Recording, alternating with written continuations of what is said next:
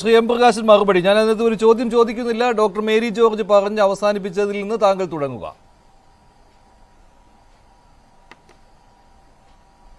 Doctor Mary ജോർജിനെ ഒരു കേവലം സാമ്പത്തിക ശാസ്ത്രിയായി അവതരിപ്പിച്ചത് ശരിയായില്ല. അവരെത്രയോ കാലമായി കമ്മ്യൂണിസ്റ്റ് വിരുദ്ധമായ സാമ്പത്തിക നിലപാട് കൈകാര്യം ചെയ്യുന്നവരാണ് എന്ന കാര്യം കൂടി നിങ്ങൾ പറയേണ്ടതായിരുന്നു. ഇരിക്കട്ടെ, ഇനി അവരുടെ ന്യായം സംബന്ധിച്ച് ഈ ഇന്ത്യയിലെ സാമ്പത്തികമായിട്ടുള്ള വിഭജനം സംബന്ധിച്ച് രാജ്യത്തുള്ള എല്ലാ എക്കോണമിസ്റ്റുകളും ഗൗരവമായി ചർച്ച ചെയ്യുന്നൊരു വിഷയങ്ങളുണ്ട്. അതെന്തുകൊണ്ടാണ് ഡോക്ടർ മേരി ജോർജിനെ അറിയാത്തതെന്ന് എനിക്കറിയില്ല. ഒന്ന്, സംസ്ഥാനങ്ങളും അതുപോലെ കേന്ദ്രവും ചേർന്നതാണ് രാജ്യം. അല്ലാതെ കേന്ദ്രം ഈ കാര്യങ്ങളെല്ലാം തീരുമാനിക്കാനും സംസ്ഥാനമെല്ലാം അനുസരിക്കാനുമുള്ള ഒരു സംവിധാനമല്ല. നമ്മുടെ ഭരണഘടനക്കകത്ത് എങ്ങനെയാണ് ഈ സംസ്ഥാനവും കേന്ദ്രവും തമ്മിലുള്ള ധനവിഭജനം ഉണ്ടാവുന്നത് ഇതിനെ സംബന്ധിച്ച് വളരെ വ്യക്തമായ നിലക്കുള്ള വ്യവസ്ഥയുണ്ട്. അതിനുവേണ്ടി ഉണ്ടാക്കുന്ന ഒന്നാണ് ധന കമ്മീഷൻ, ഫിനാൻസ് കമ്മീഷൻ എന്നുള്ളത് എല്ലാവർക്കും അറിയാം. ഇവിടെ മേരിയോട് ഞാൻ ചോദ്യം ചോദിക്കട്ടെ. ഇവിടെ നരേന്ദ്രമോദി ഗവൺമെന്റ് വരുന്ന കാലത്ത് ഇന്ത്യ രാജ്യത്ത് സംസ്ഥാനങ്ങൾക്കുള്ള ഡിവിസിബിൾ പൂൾ അത് 88%.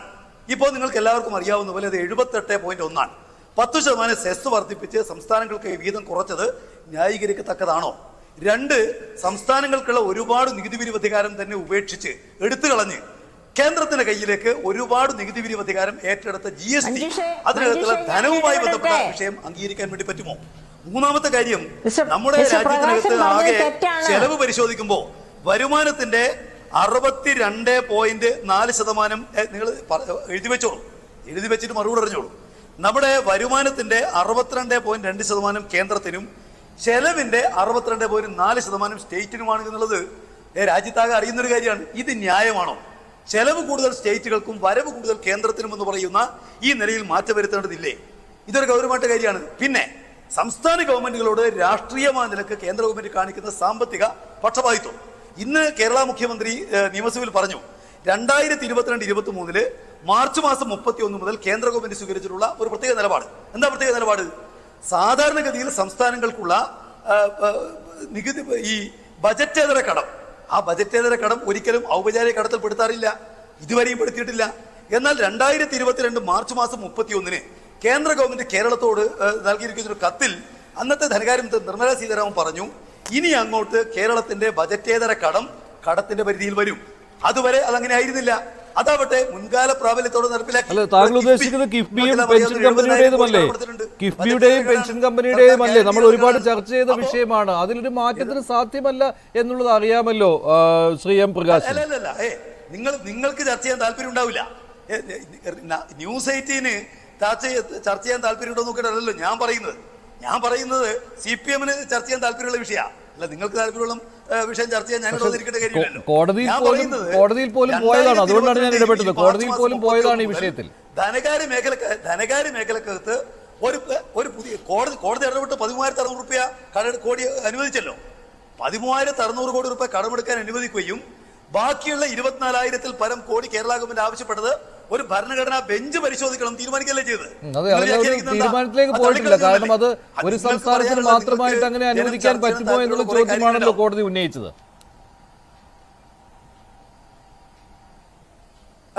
അതല്ല ഉന്നയിച്ചത്. കോടതി ഉന്നയിച്ചത് കേന്ദ്ര ഗവൺമെന്റിന് വിവേചനമനുസരിച്ച് സ്റ്റേറ്റ് ഗവൺമെന്റുകൾക്ക് പണം അനുവദിക്കുന്നത് നിർണ്ണയിക്കാൻ അധികാരമുണ്ടോ? ഈ വിഷയം ഒരു പ്രത്യേക ഭരണഘടനാ ബെഞ്ച് പരിശോധിക്കണം എന്നാണ്. ഇവിടെ ഇപ്പോൾ രാഷ്ട്രീയമായിട്ട് താല്പര്യം വെച്ചിട്ട് BJP ഗവൺമെന്റുകൾക്ക് ഇഷ്ടം പോലെ, അതുപോലെ BJP ഇതര ഗവൺമെന്റുകൾക്ക് കൊടുക്കാതിരിക്കുക. ചില ഗവൺമെന്റുകൾ ശത്രുത ഗവൺമെന്റുകളാണ് ഇതിൽ നടക്കുന്നത്. ഇന്ന് ബഹുമാനപ്പെട്ട മുഖ്യമന്ത്രി പറഞ്ഞപ്പോൾ 14 കമ്മീഷൻ കേരളത്തിൽ അനുഭവിച്ചത് 2.5% ഈ ഡിവിസിബിൾ പൂളിൽ. 15 കമ്മീഷൻ അനുഭവിച്ചത് 1.92 അതുവഴി കേരളത്തിൽ നഷ്ടമായിരിക്കുന്നത് ഏതാണ്ട് 18,000 കോടിയാണ് കുറഞ്ഞിരിക്കുന്നത്. അത് ശരിയല്ല എന്നുള്ളത് പറയാൻ വേണ്ടി കഴിയുമോ? ഞാൻ ചോദിക്കുന്നത്, ഉമ്മൻചാണ്ടി ഗവൺമെന്റുകൾ ഇപ്പോൾ കേരളത്തിൽ കിട്ടി വന്നിട്ടുള്ള കേന്ദ്ര വിഹിതം എത്രയാ? 45% കേരളത്തിലെ മൊത്തം വരുമാനത്തിന്റെ 45% ഉമ്മൻചാണ്ടി ഗവൺമെന്റ് കേന്ദ്ര വിഹിതമാണ്. ഇപ്പോഴോ 26% മാത്രമേ ഉള്ളൂ. അന്യായമാണെന്ന് പറയാൻ വേണ്ടി കഴിയണ്ടേ? 2020-21 കേന്ദ്ര ഗ്രാന്റ് 31,608 കോടിയാണ്. 23-24 കേന്ദ്ര ഗ്രാന്റ് 12,608 കോടിയാണ് എന്ന് പറഞ്ഞാൽ ഇത് അന്യായമാണെന്ന് പറയാൻ വേണ്ടി കഴിയട്ടെ.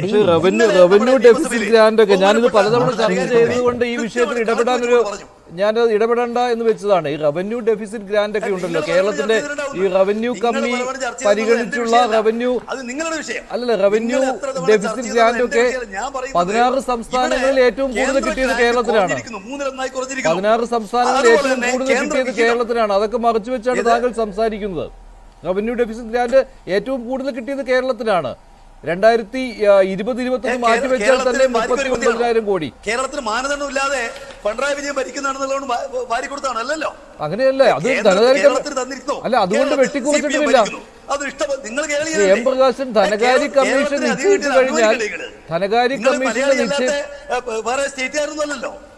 കേരളത്തിന് കിട്ടിയ തെറ്റ് ഞാൻ പറയുന്നത് ഞാൻ പറഞ്ഞ കാര്യം വളരെ വ്യക്തമാണല്ലോ. കേന്ദ്ര വിഹിതം നേരത്തെയുള്ള 2.5 നിന്ന് 1.92 കുറച്ചിരിക്കുന്നു.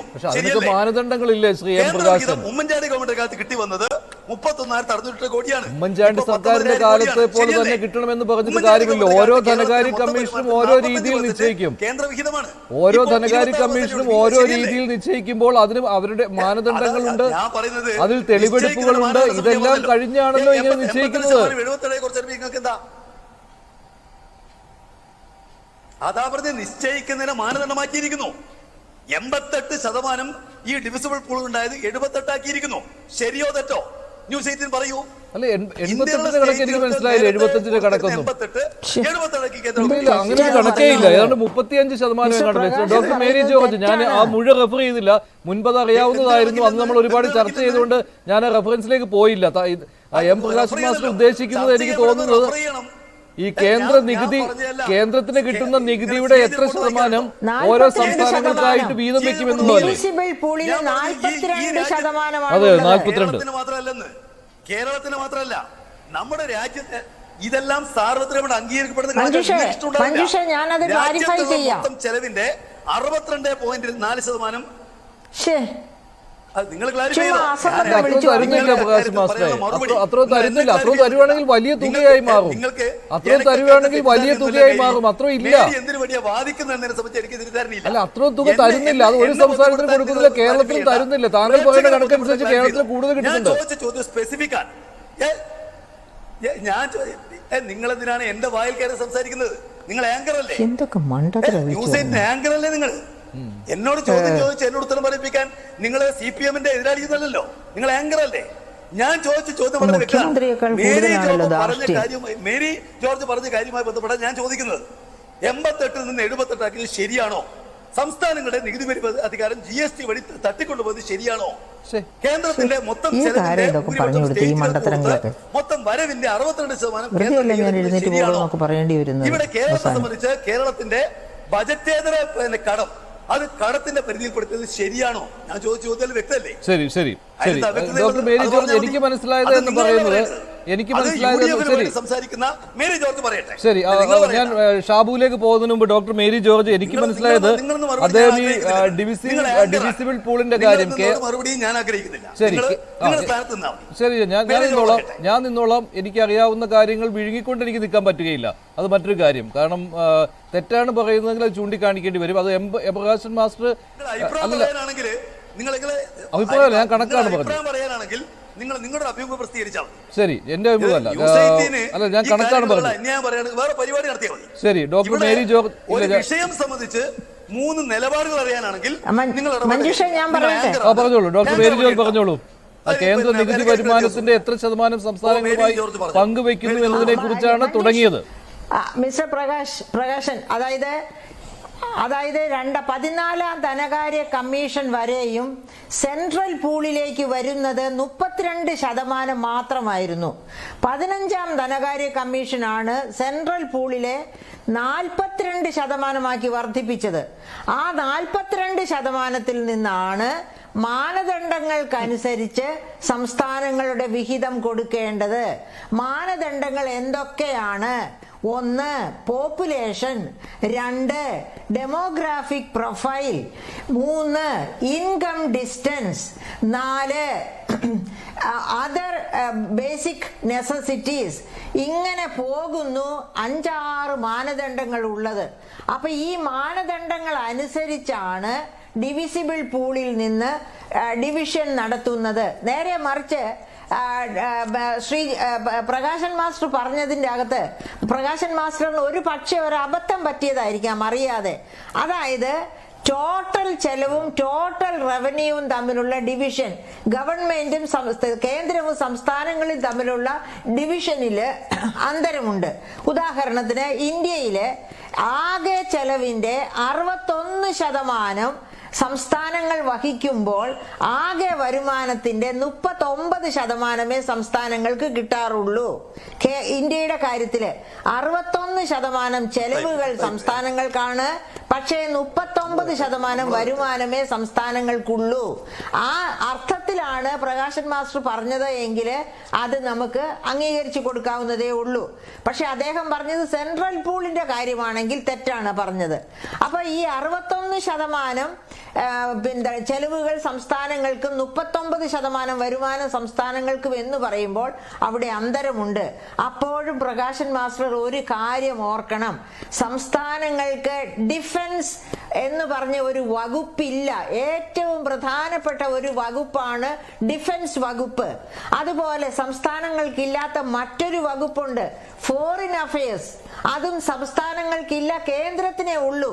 അപ്പൊ നാച്ചുറലി കേന്ദ്രം കുറച്ച് കൂടുതൽ റവന്യൂ എടുക്കേണ്ടി വരും. ഇപ്പൊ ഉദാഹരണത്തിനൊക്കെ ഇന്ത്യയുടെ തന്നെ ഡിഫൻസ് എടുക്കുക. ഇന്ത്യയുടെ ഡിഫൻസിന് വലിയ പിന്നെ ബജറ്റ് അലൊക്കേഷനാണ് നടത്താറുള്ളത്. കാരണം ഇന്ത്യ ചൈന തമ്മിലുള്ള ബോർഡർ, അതുപോലെ ഇന്ത്യ പാകിസ്ഥാൻ, നമ്മുടെ നെയ്ബേഴ്സ് ആരും സൗഹൃദമല്ല. അപ്പൊ നമുക്ക് വലിയ ചെലവാണ് ഡിഫൻസിന് വേണ്ടി വരുന്നത്.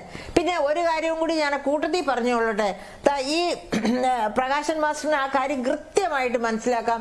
ഇത് പാർത്ഥസാരഥി ഷോം എഴുതിയ ബുക്കാണ് ഡെവലപ്മെന്റ് ആൻഡ് ടാക്സേഷൻ എന്ന് പറഞ്ഞിട്ട്. ഈ പുസ്തകത്തില് കേന്ദ്രവും സംസ്ഥാനങ്ങളും തമ്മിലുള്ള ഈ ഡിവിഷനെ പറ്റി വളരെ കൃത്യമായിട്ട് പറയുന്നുണ്ട്. സാറ് ഈ പുസ്തകം എടുത്ത് വായിച്ച പിന്നെ സംശയമേ ഉണ്ടാകില്ല. അപ്പൊ ഞാൻ പറഞ്ഞു വരുന്നത്, ഡിവിസിബിൾ പൂളാണ് സാർ ഉദ്ദേശിച്ചത് എങ്കിൽ അത് 42%. അത് നോംസ് അനുസരിച്ചാണ് ഡിവിഷൻ നടത്തുന്നത്. 15th ഫിനാൻസ് കമ്മീഷൻ 1971 പോപ്പുലേഷൻ എന്ന ആ ബേസ് മാറ്റിയിട്ട് 2011 പോപ്പുലേഷൻ ബേസ് ആക്കി. അപ്പോ പോപ്പുലേഷൻ പോളിസി അനുസരിച്ച് പോപ്പുലേഷൻ കുറച്ചു കൊണ്ടുവന്ന കേരളം പോലെയുള്ള തെക്കേ ഇന്ത്യൻ സംസ്ഥാനങ്ങൾക്കെല്ലാം ഒരു അടി പറ്റി. ആ അടി പറ്റിയ കാര്യം നമ്മൾ പ്രത്യേക ധനകാര്യ മന്ത്രിമാരുടെ കോൺക്ലേവ്, തെക്കേ ഇന്ത്യൻ കോൺക്ലേവ് കേരളത്തിലും പോണ്ടിച്ചേരിയിലും തെലങ്കാനയിലും തമിഴ്നാട്ടിലും ഒക്കെ വെച്ച് നടത്തി ഒരു മെമ്മോറാണ്ടം കൊടുത്തു പ്രസിഡന്റിന്. അങ്ങനെ പ്രസിഡന്റിന് മെമ്മോറാണ്ടം കൊടുത്തതിൽ പറഞ്ഞിരുന്നു, പോപ്പുലേഷൻ ബേസ് 1971 നിന്ന് 2011 മാറ്റിയത് വലിയ അടിയായി തീർന്നു. കാരണം ഈ തെക്കേ ഇന്ത്യൻ സംസ്ഥാനങ്ങളൊക്കെ പോപ്പുലേഷൻ പോളിസി അനുസരിച്ച് പോപ്പുലേഷൻ കുറച്ചു കൊണ്ടുവന്നു. അതുകൊണ്ട് ഇങ്ങനെ ഒരു ബേസ് മാറ്റം കൊണ്ടുവന്നാൽ തെക്കേ ഇന്ത്യൻ സംസ്ഥാനങ്ങൾക്ക് അത് വലിയ തിരിച്ചടിയാകും എന്ന് പറഞ്ഞ് പ്രസിഡന്റിന് മെമ്മോറാണ്ടം കൊടുത്തു. അങ്ങനെ പ്രസിഡന്റ് എന്ത് ചെയ്തു? ആ പ്രസിഡന്റ് ഇടപെട്ട് 15th ഫിനാൻസ് കമ്മീഷനെ കൊണ്ട് ഒരു പുതിയ മാനദണ്ഡം ഉണ്ടാക്കിച്ചു. എന്താണത്? Demographic profile. അല്ലെങ്കിൽ പോപ്പുലേഷൻ എന്നൊരു മാനദണ്ഡം ഉണ്ടായിരുന്നുള്ളൂ. രണ്ടാമതൊരു മാനദണ്ഡം വന്നു, ഡെമോഗ്രാഫിക് പ്രൊഫൈൽ. എന്ന് വെച്ചാൽ പോപ്പുലേഷൻ കുറച്ചു കൊണ്ടുവരിക എന്ന സെൻട്രൽ ഗവൺമെന്റിന്റെ പോളിസി ഫോളോ ചെയ്തത്. അങ്ങനെ ചെയ്ത് പോപ്പുലേഷൻ കുറച്ച സംസ്ഥാനങ്ങൾക്ക് 12% വെയിറ്റേജ് കൊടുക്കാനുള്ള തീരുമാനം അങ്ങനെ ഉണ്ടായി. അപ്പൊ ആ തരത്തിൽ നമുക്ക് കുറച്ച്, എന്നിട്ടും കുറച്ച് കിഴിവ് വന്നു എങ്കിൽ പോലും വലിയ അടി കിട്ടാതെ പോയി. അത് സംസ്ഥാന ഗവൺമെന്റ് സമയത്ത്, അതായത് LDF ഗവൺമെന്റ് തന്നെയാണ് 2016-17 കാലഘട്ടത്തിൽ ഇടപെട്ടതുകൊണ്ടാണ് ഇങ്ങനെ ഒരു നോം ഉണ്ടായത്. ഡെമോഗ്രാഫിക് പ്രൊഫൈൽ എന്ന ഒരു നോം ഉണ്ടായതും ഈ 12% വെയിറ്റേജ് കൂടി നമുക്ക് കിട്ടാൻ ഇടവരികയും ചെയ്തു. അല്ലായിരുന്നെങ്കിൽ നമുക്ക് പിന്നെയും കുറഞ്ഞു പോയേനെ എമൗണ്ട്. നമുക്ക് മാത്രമല്ല, കേരളത്തിന് മാത്രമല്ല, എല്ലാ തെക്കേ ഇന്ത്യൻ സംസ്ഥാനങ്ങൾക്കും പോപ്പുലേഷൻ പോളിസി ഫോളോ ചെയ്ത ചില വടക്കേ ഇന്ത്യൻ സംസ്ഥാനങ്ങളും അതിനടിപ്പെട്ടു പോയേനെ. പക്ഷെ അത് അത്ര സീരിയസ് ആയിട്ട് നമ്മളെ എഫക്ട് ചെയ്യാത്ത ഈ കാരണം കൊണ്ടാണ്.